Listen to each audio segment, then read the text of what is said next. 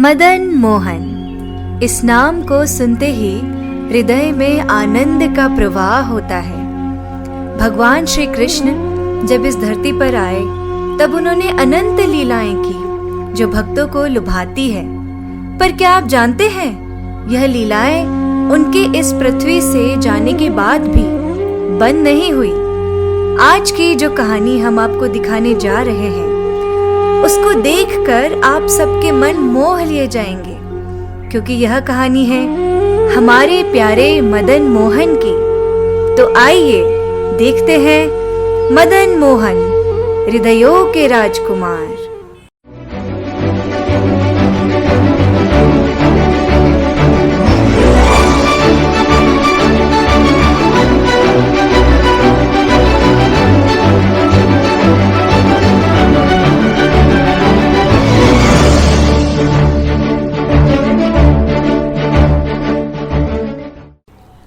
भगवान श्री कृष्ण के प्रपौत्र प्रद्युम्न के पौत्र और अनिरुद्ध के योग्य पुत्र वज्रनाभ मथुरा के राजा के रूप में सिंहासन पर बैठे। प्रणाम महाराज। परम पूज्य माता उत्तरा शीघ्र ही आपके महल में आ रही हैं। यह तो तुमने बहुत ही प्रसन्नता की सूचना दी है। कृपया उनका राजसी वैभव के साथ स्वागत करें। हे प्रभु, हे परमदेव, आज मेरे जीवन का एक बहुत ही विशेष दिन है। कृपया मुझे आशीर्वाद दें कि मैं अपने पूर्वजों की आकांक्षा को पूरा कर सकूं और इस नश्वर संसार में आपकी उपस्थिति का स्थायी गौरव प्रदान कर सकूं, ताकि आने वाली पीढ़ियां आपको जानें, आपकी पूजा करें और आपसे प्रेम करें।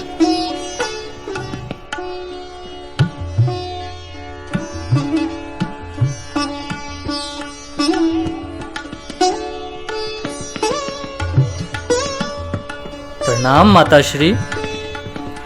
विजयी भव मेरे बच्चे, तुम दीर्घायु हो वज्रनाभ।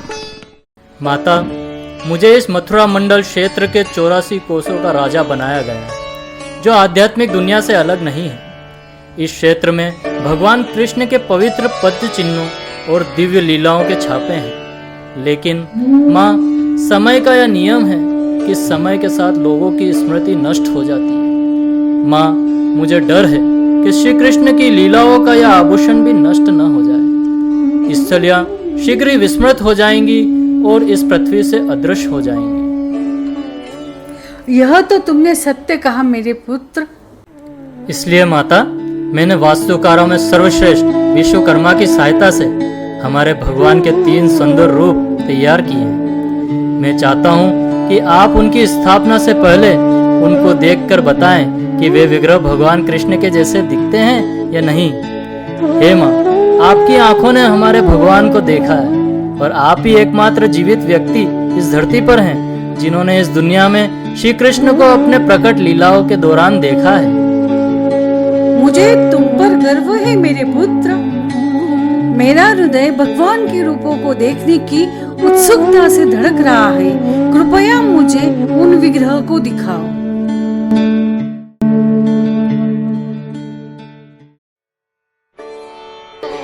माता, ये श्री गोविंद देव हैं। जय श्री गोविंद देव, हमारे प्यारे गायों के स्वामी वज्रनाभ, मेरे बेटे। इनका सुंदर चेहरा बिल्कुल हमारे भगवान के चंद्रमा जैसे चेहरे जैसा दिखता है।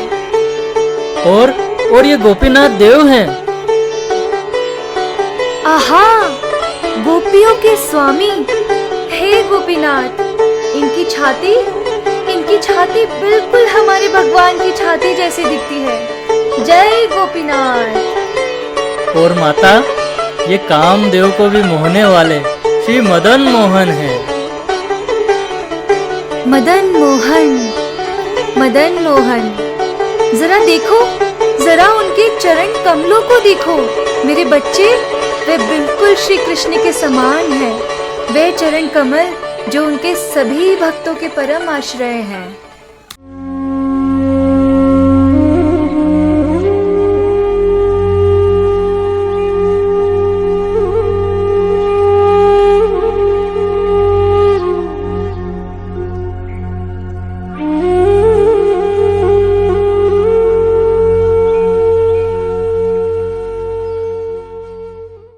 हरे कृष्णा द्वैताचार्य जी।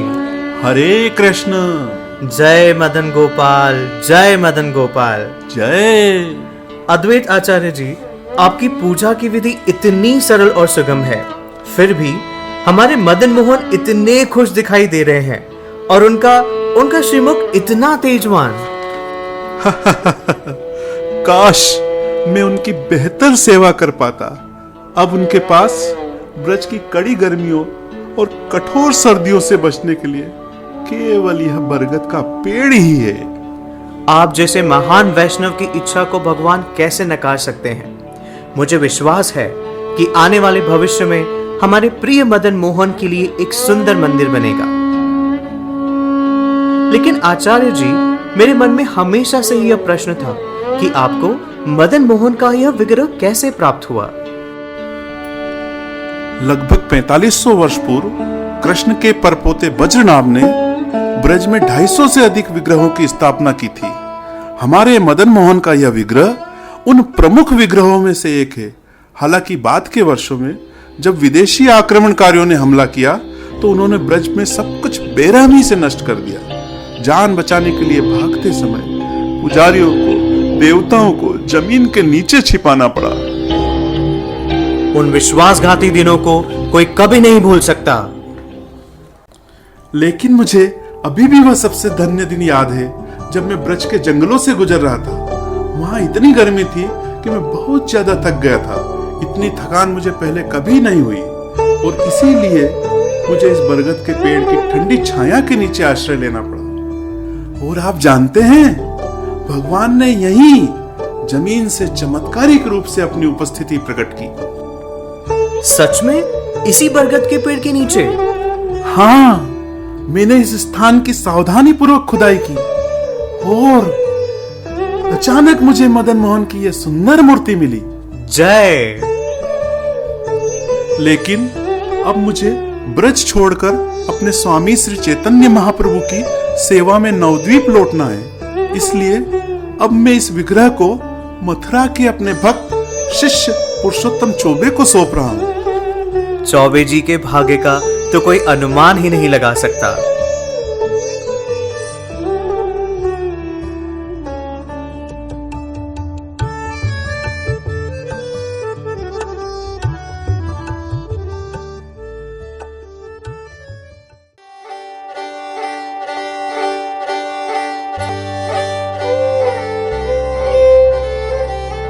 हे कृष्ण करुणा सिंधु दीन बंधु जगतपते गोपेश गोपिका कांता राधा कांत नमस्तुते तप्त कांचन गौरांगी राधे वृंदावनेश्वरी वृषभानुसुते देवी प्रणमामि हरि प्रिये।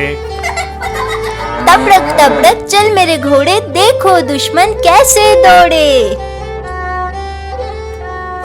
अरे बदमाश पुरुषोत्तम, अपने लड़कों को देखो, वो क्या कर रहे हैं।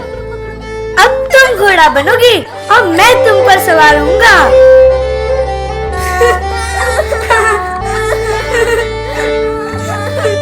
अरे अब क्या हुआ? मैया मैया, ये मदन हमेशा मेरे साथ ऐसा ही करता है। अब तुम दोनों यहाँ आओ। बाबा, हम गिल्ली डंडा खेल रहे थे और मदन 2 बार हार चुका था और अब मेरी बारी थी, लेकिन फिर भी मदन घोड़ा नहीं बन रहा है। क्यों नहीं मदन? तुम फिर बदमाशी कर रहे हो? मैया, ये झूठ बोल रहा है। अब बहुत हो गया, चलो तुम दोनों जाओ और पहले स्नान करो, अपनी संध्या करो और खाना खाने आओ। चलो जाओ। हे कृष्ण, हे गोविंद।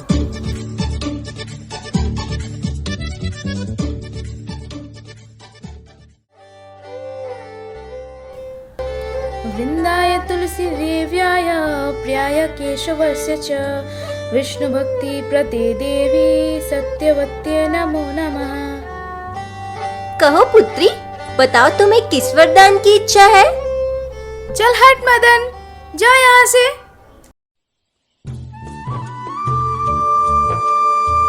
हरि बोल, हरे कृष्णा। क्या कोई है? राधे राधे गोस्वामी जी, आइए आइए, कृपया आइए और मेरे घर को पवित्र कीजिए। हम कितने भाग्यशाली हैं कि आपके चरण कमलों ने हमारी छोटी सी झोपड़ी को स्पर्श किया है। अरे भाग्यवान, जल्दी से सनातन गोस्वामी जी के लिए थोड़ा जल लाना। अरे तुम लड़के क्या कर रहे हो? बाबा, हम दोनों ने यह जामुन का पेड़ हिलाने का सोचा था और जितने भी जामुन गिरेंगे हम दोनों आधा आधा बांटेंगे। लेकिन देखो ना, मदन जामुन का पूरा थैला ले जा रहा है। मदन, मदन, इधर आओ। कल तुम्हारी माँ भी तुम्हारी शिकायत कर रही थी। तुम एक ब्राह्मण के बेटे हो। इसका मतलब? कोई लड़ाई नहीं, झूठ नहीं, चोरी नहीं। ठीक है ठीक है, और इसमें से तुम में कोई भी गुण नहीं है। चलो अब एक अच्छा लड़का बनो और अपने भाई को परेशान मत करो। बाबा, ये लो और शांत हो जाओ। रुको, मुझे मेरी छड़ी लाने दो। तुम्हें तो आज मैं सबक सिखा कर रहूंगी। नहीं नहीं मैया, नहीं मैया, नहीं नहीं मैया। चौबे जी, मैं सोच रहा था, क्या मैं आपसे कुछ बात कर सकता हूँ? हाँ हाँ बिल्कुल गोस्वामी जी। जब भी मैं मधुकरी के लिए यहाँ आता हूँ तो आपको मदन मोहन को बहुत ही सामान्य तरीके से व्यवहार करते देखता हूँ। मेरा मतलब है कि आखिरकार वो आपके पूजनीय देवता हैं। आपके पास किसी विशेष विधि या मंत्रोच्चार या औपचारिक पूजा की कोई व्यवस्था नहीं है, जैसा कि हमारे अधिकृत भक्ति शास्त्रों में दिया गया है। बेशक मैं देख सकता हूँ कि आपके मन में उनके लिए बहुत प्यार है, फिर भी मुझे लगता है कि आपको कुछ नियमों और शिष्टाचारों का पालन करना चाहिए। मुझे आशा है कि आपको मेरे ऐसा कहने पर कोई आपत्ति नहीं होगी। अरे नहीं नहीं गोस्वामी जी, आप एक उच्च वैष्णव विद्वान हैं और हम तो साधारण से ग्रस्त हैं। हमें आपसे शिष्टाचार सीखना चाहिए, यह आपका हम पर अधिकार है। वास्तव में हम आपके आभारी हैं गोस्वामी जी, क्योंकि आपने हमें मदन की पूजा करना सिखाया है सही तरीके से।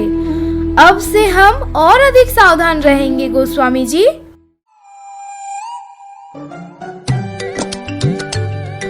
मदन, अरे मेरा मतलब मदन मोहन जी, कृपया ऐसा मत करिए।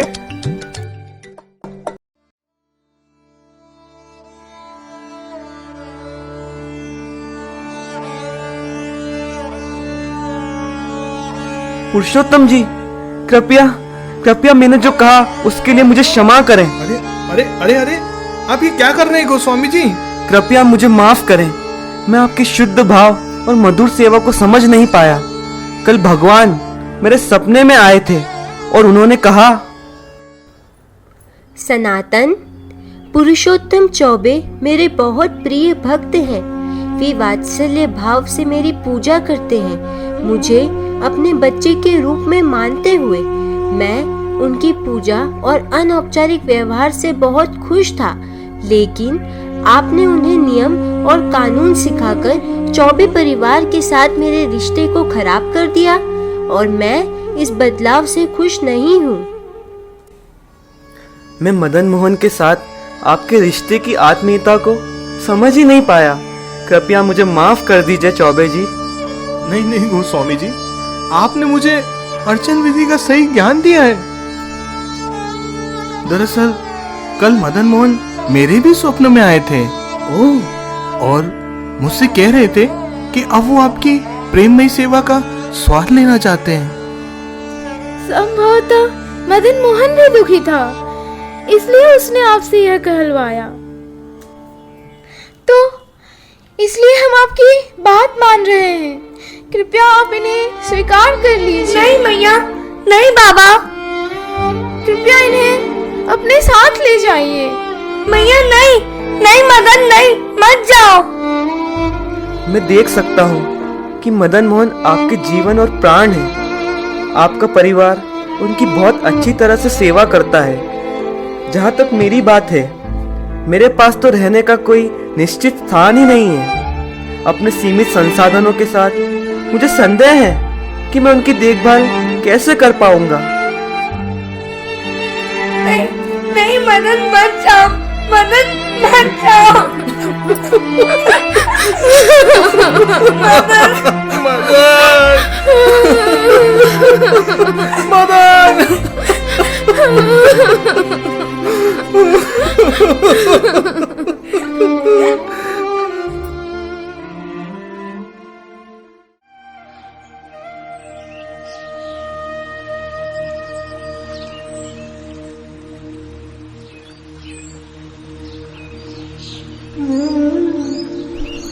तो सनातन, आज तुम मुझे क्या खिलाओगे?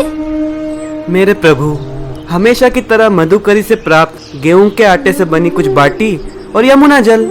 मैं आपको और क्या अर्पित कर सकता हूँ? ओह, वृंदावन की ठंड।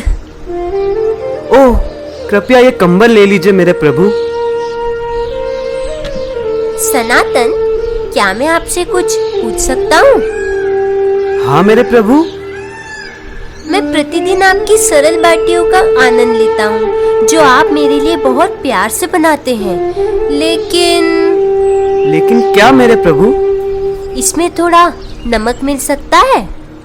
नमक? हाँ, नमक सनातन, नमक एक स्वाद है ना? मैं आपका नित्य सेवक हूँ प्रभु, लेकिन मैं एक भिक्षुक हूँ और आपकी उचित सेवा नहीं कर सकता। मैं सिर्फ 2 रात एक ही पेड़ के नीचे सोता हूँ। आज आप नमक मांग रहे हैं, कल आप घी और मिठाई मांग सकते हैं। अगर मैं अपना पूरा दिन भोजन मांगने और आपके लिए भोजन पकाने में बिताऊंगा, तो मैं श्री चैतन्य महाप्रभु के दिव्य साहित्य लिखने के आदेश को कैसे पूरा कर पाऊंगा? इसलिए मेरे स्वामी, कृपया इसे स्वीकार करें और जो मैं आपको देने में सक्षम हूँ उससे संतुष्ट रहें। और यदि आपको अधिक चाहिए तो कृपया अपनी व्यवस्था स्वयं करें।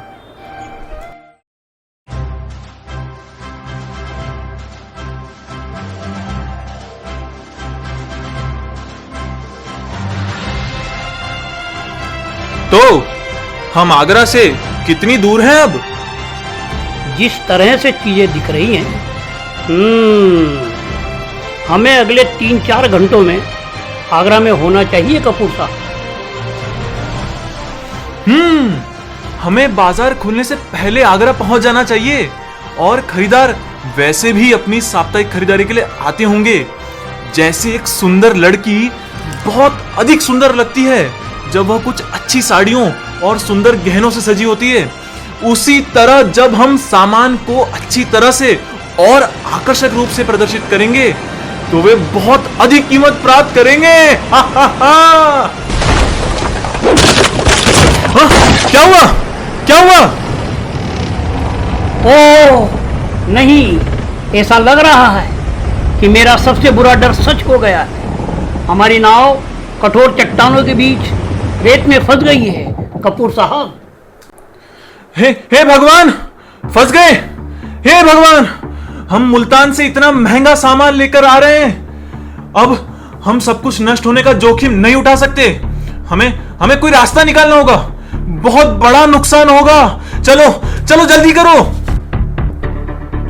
शेर सिंह, चलो तुम रस्सियां ले आओ, तुम कोठरियां बाहर लाओ, मैं बाज की डंडियां बाहर लाऊंगा। ठीक है, मैं जाकर किसी ऐसे व्यक्ति की तलाश करता हूं जो हमें बचा सके।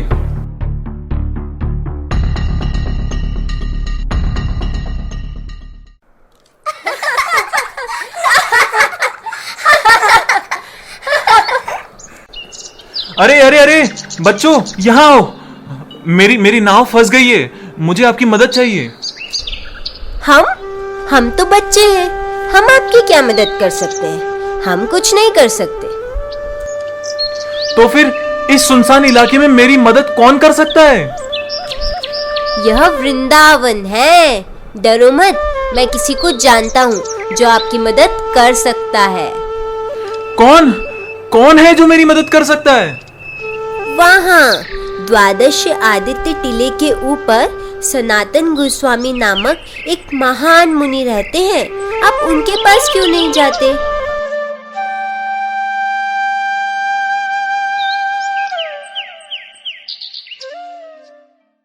हरे कृष्णा कृष्ण कृष्ण हरे हरे हरे राम राम राम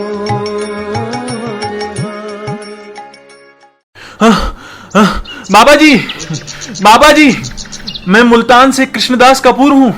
मैं बहुत बड़ी मुसीबत में फंस गया हूँ बाबा जी। क्या हुआ? मेरी नाव कठोर चट्टान में फंस गई है। मुझे डर है या तो वह डूब जाएगी या फिर उसे कोई लूट लेगा बाबा जी। यह इस संसार का स्वभाव है। पदम पदम यत विपदम ना तेषाम। विपत्तियां आपको आने के पहले नहीं बताती है। कोई भी व्यक्ति जंगल में आग लगाने नहीं जाता, लेकिन गलती से टहनियां आपस में रगड़ खाती है और कुछ चिंगारियां जंगल में भीषण आग का कारण बन जाती है। हाँ, यह तो सच है, लेकिन अब मुझे क्या करना चाहिए? आप कुछ नहीं कर सकते। जो आप नहीं कर सकते, श्री कृष्ण कर सकते हैं। इसलिए इन निराशाजनक स्थिति में आपको बस उनकी मदद के लिए इनसे ईमानदारी से प्रार्थना करने की जरूरत है। अरे, ये तो वही बच्चा लगता है जो नीचे दूसरे लड़कों के साथ खेल रहा था। कृष्णदास, यही पूर्ण पुरुषोत्तम भगवान है। भूत, वर्तमान और भविष्य में चलने वाली और ना चलने वाली हर चीज इनकी सर्वोच्च इच्छा से हो रही है। मैंने कभी नहीं सोचा था कि मैं आपसे और भगवान से ऐसी सुनसान जगह पर मिलूंगा। आज मैं एक वचन देता हूँ मेरे स्वामी, यदि आपकी दया से मेरी नाव मुक्त हो गई और मैं अपना माल बेचने में सक्षम हो गया, तो मैं अपना पूरा लाभ आपको समर्पित करूंगा। कपूर साहब, चमत्कार हो गया। हमारी नाव बच गई। अब हम स्वतंत्र हैं। हम डूबने से बच गए कपूर साहब। क्या तुम सच कह रहे हो? चमत्कार, चमत्कार! धन्यवाद बाबा जी, धन्यवाद। यह तो चमत्कार हो गया। यह सब तो श्री मदन मोहन जी की कृपा के कारण है। मैं तो बस उनका काम करने वाला सेवक हूँ। लेकिन आपने मेरी जान और मेरी संपत्ति बचाई है। अब कृपया मुझे भी इसका बदला चुकाने की अनुमति दें। मुझे बताएं, मैं आपकी क्या सेवा कर सकता हूँ? ठीक है, इस दुनिया के महल और विलासिता मेरे लिए तो अतीत की चीजें हो चुकी हैं। एक त्यागी के रूप में मुझे अपने लिए कुछ नहीं चाहिए, लेकिन आप मदन मोहन को देख सकते हैं। मोहन जी पेड़ के नीचे बैठे हैं और चिलचिलाती गर्मी और कड़ाके की ठंड का सामना कर रहे हैं। इसीलिए यदि आप चाहें तो उनके लिए एक अच्छा मंदिर बना सकते हैं, जहां उनकी सेवा और पूजा ठीक से की जा सके। मेरे संसार की नाव भी इस दुख भरे सागर में भटक रही थी। हे प्रभु, अब मैं आपके चरणों में खुद को समर्पित करता हूँ और आज मैं यह वचन देता हूँ कि इसी स्थान पर द्वादश आदित्य टिला और यमुना नदी के तट पर मैं आपकी खुशी के लिए एक भव्य मंदिर का निर्माण करूंगा। मेरे प्यारे मदन मोहन जी, एक ऐसा भव्य मंदिर जो वृंदावन का प्रतीक बन जाएगा।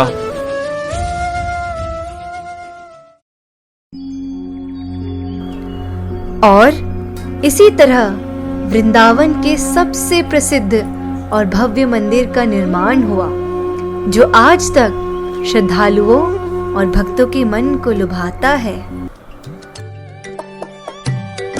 सनातन, क्या तुमने देखा कि कृष्णदास कपूर अपने नाव में क्या ले जा रहे थे?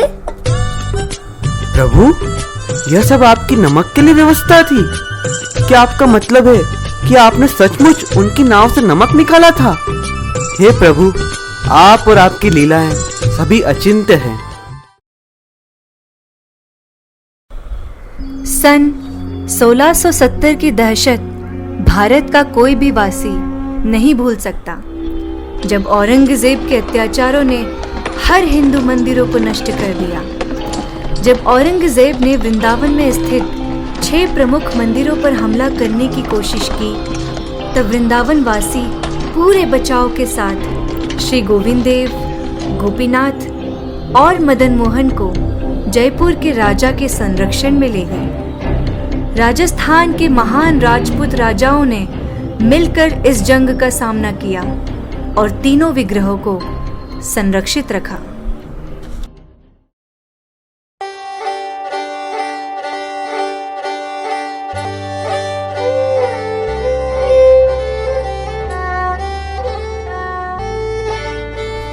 महाराज जय सिंह की जय। महाराज जय सिंह की जय। महाराज जय सिंह की जय।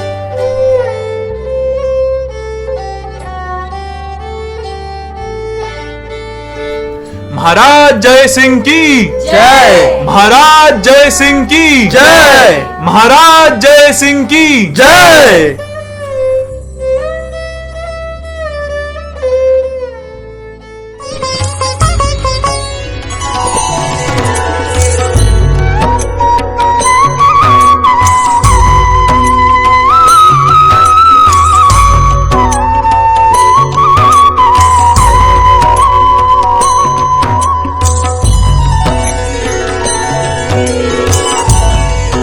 मेरो तो जी है प्यारो मदन मोहन, मेरो तो जी है प्यारो मदन मोहन।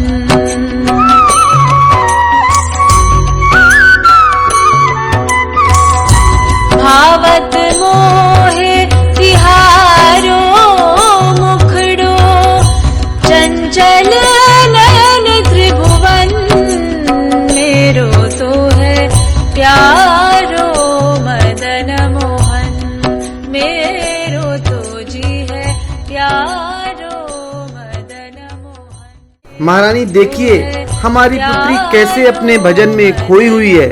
उसका मधुर भक्ति गायन, उसका मनोहर नृत्य और श्री मदन मोहन के प्रति उनका सरल मासूम प्रेम, क्या आप देख सकती हो? वह अपना पूरा दिल उनकी सेवा में लगा देती है।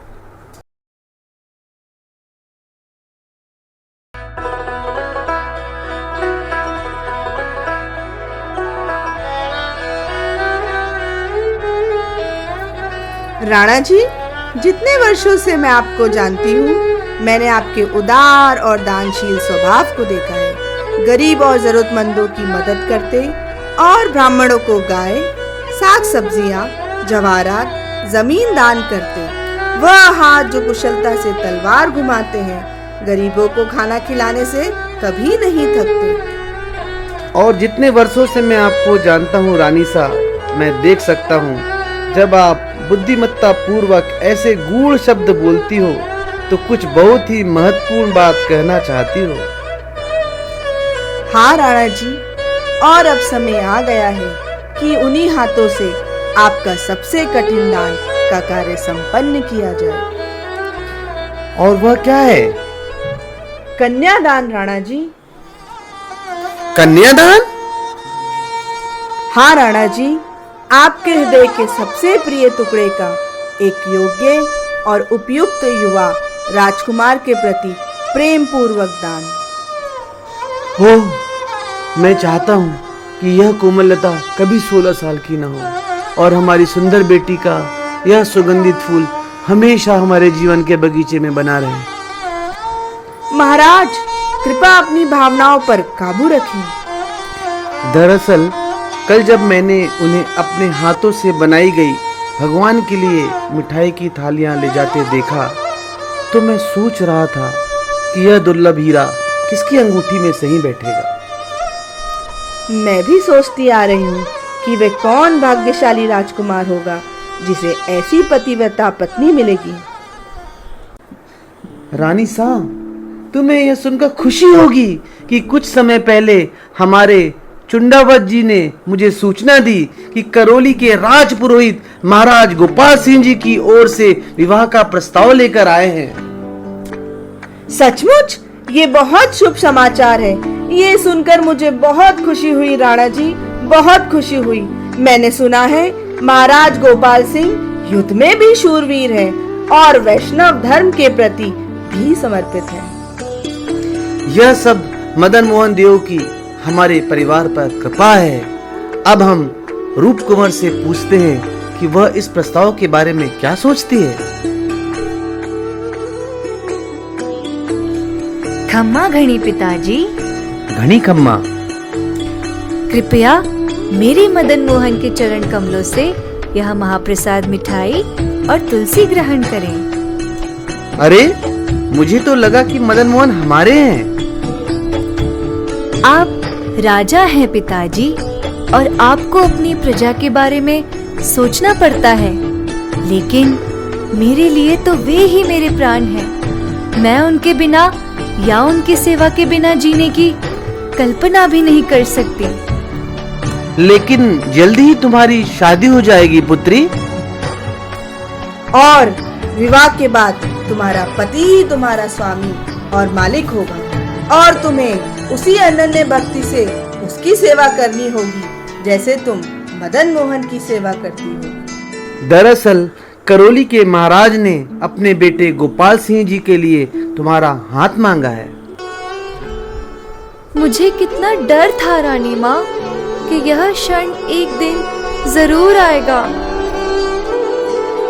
हर पिता को, चाहे वो राजा ही क्यों ना हो, उसे अनिच्छा और दर्द के साथ अलग होने की इस सदियों पुरानी परंपरा का पालन करना ही पड़ता है। आप जानते हैं, मैंने अपना हृदय, अपनी आत्मा, अपना जीवन श्री मदन मोहन को दे दिया है। मैं मेरे भगवान से अपना शाश्वत संबंध क्यों तोड़ूं? वो भी एक विवाह संबंध के लिए जो नश्वर है। यहाँ तक कि श्री कृष्ण ने भी इस दुनिया में रहते हुए सभी परंपराओं का सम्मान पूर्वक पालन किया। हालांकि मैं जानती हूँ कि आप जो कह रहे हैं वह सच है, और मैं इस परंपरा का सम्मान करने को तैयार हूँ, लेकिन मेरी एक शर्त है। शर्त? चूंकि मैं अपने स्वामी की सेवा किए बिना जीवित नहीं रह सकती, इसलिए मेरी शर्त यह है कि मैं विवाह तभी करूंगी जब मैं श्री मदन मोहन जी को मेरे साथ ले जाऊंगी, जहां भी मैं जाऊं। क्या मदन मोहन को ले जाओगी? आपको समझना चाहिए कि जयपुर। यही मेरा अंतिम निर्णय है। सुनो मेरे बच्चे। रुको महारानी, ठीक है, फिर मेरी भी एक शर्त है। मैं मदन मोहन की हूबहू प्रतिमा जयपुर के विशेष कारीगर से बनवाऊंगा। आपकी आंखों पर पट्टी बांधी जाएगी। अगर तुम श्री मदन मोहन का मूल विग्रह सिर्फ स्पर्श मात्र से पहचान पाओगी तो मैं तुम्हारी इच्छा पूरी कर दूंगा।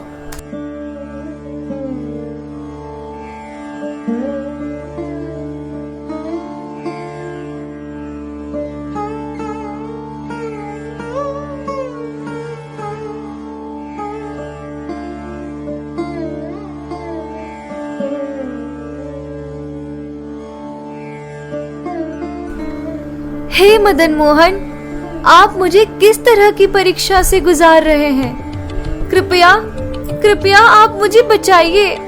कृपया मुझे बचाइए मेरे स्वामी। इस कठिन परीक्षा में सफल आने में मेरी मदद करें। मैं तुम्हारे प्रेम और भक्ति को जानता हूँ, यहाँ तक कि मैं तुम्हारे साथ करौली जाने के लिए उत्सुक हूँ। अब ध्यान से सुनो। तुम मेरी बांसुरी ले जाओ। मेरे अन्य रूपों में बांसुरी आसानी से मेरे दोनों हाथों से गुजर जाएगी, लेकिन जब आप बांसुरी को मेरे मूल रूप में रखेंगे तो मैं अपना हाथ इस तरह रखूंगा कि बांसुरी नहीं जाएगी।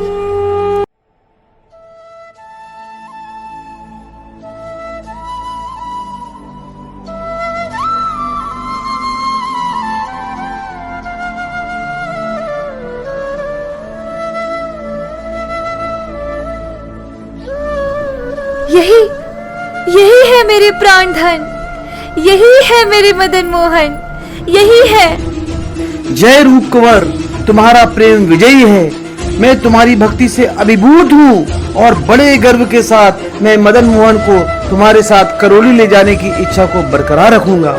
मैं तुरंत राजकुमार गोपाल सिंह जी को संदेश भेजकर निवेदन करता हूँ कि वे महल के अंदर एक सुंदर मंदिर बनवाए, जहाँ आप अपने मदन मोहन जी की पूजा कर सकें। लेकिन कृपया जान लीजिए, आप जयपुर की सबसे कीमती रत्न ले जा रहे हैं। वास्तव में यह हमारे जयपुर की आत्मा है।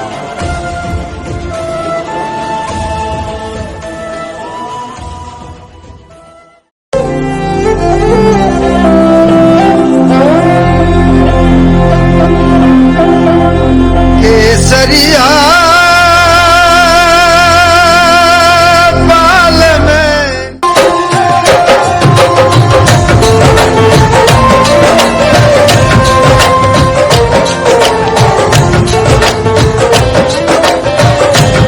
हो, केसरिया बाल में हो तो हीरा ढोला, आवनी पधारोला, आवनी पधारो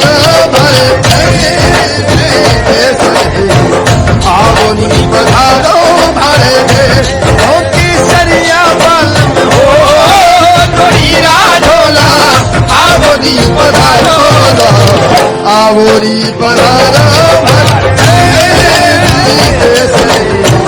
आवनी पधारो भरे दे।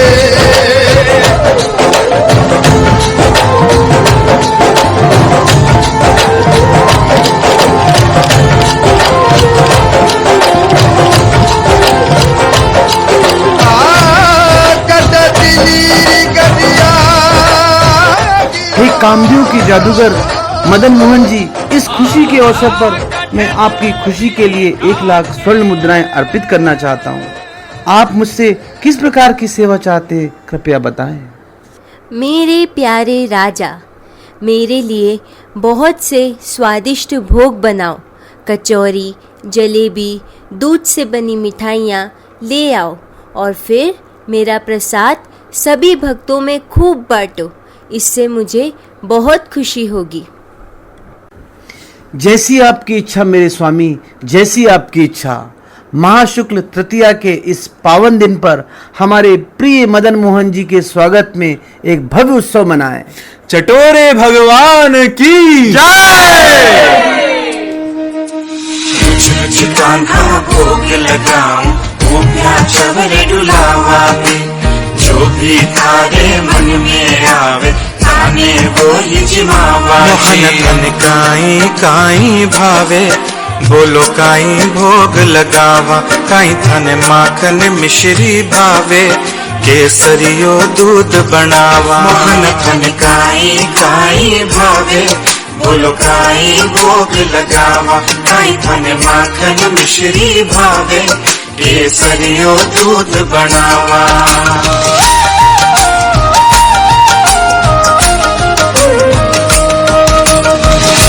करोली का राजा थारी करा मनोहार में, भोग लगाओ सांवरा जी मारी, सेवा स्वीकारो सांवरा। हाय तो भी जाओ थाने करो मेहमानी, घर में पधारो सांवरा जी मारी, सेवा स्वीकारो सांवरा। तुम्हें मक्के की रोटी ले आया, मैं मक्के की रोटी ले आया, सरसों के साग के सागे। कान्हा मैं कढ़ी कचौड़ी ले आया, मैं कढ़ी कचौड़ी ले आया है, दाल बाटी भी आगे। मोहन थन काई काई भावे, मोहन थन काई काई भावे, बोलो काई भोग लगावा, काई थन माखन मिश्री भावे, केसरियो दूध बनावा। गाय के दूध की रबड़ी लाया, कुल्फी की है मटकी सा, भूजा और मरती लाया, लाडू बर्फी जलेबी मोहन जी जीम्या पाछे थोड़ी, कान्हा जी जीम्या पाछे थोड़ी, थे सौंफ इलायची चबाओ। ओ कान्हा में नागर पान भी लाया, मैं नागर पान भी लाया, थे आनंद लेकर खाओ। ओ कान्हा जी प्रेम भक्ति माथारी, मोहन जी प्रेम भक्ति माथारी, मैं तो पूरा धन्य हो जावा। मोहन जी प्रेम भक्ति माथारी, मैं तो पूरा धन्य हो जावा। मोहन मन काई काई भागे, बोलो काई भोग लगावा।